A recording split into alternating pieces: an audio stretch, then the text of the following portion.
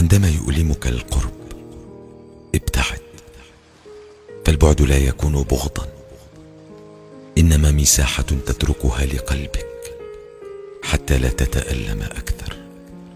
ابتعد مهما كان الشخص نورك، فالمصباح الذي يمنح الفراشة نورا يحرقها إذا ما بالغت بالاقتراب، والبحر الذي يروي ما حوله بسخاء سيغرقك إذا ما تعمقت بدخولك فيه. البعد ليس دائما خسارة، إنما هو مسافة أمان تتدارك بها نفسك وتعيدك إلى رسم خطوط واضحة للحب، للأقرباء، للصداقة، لكافة العلاقات.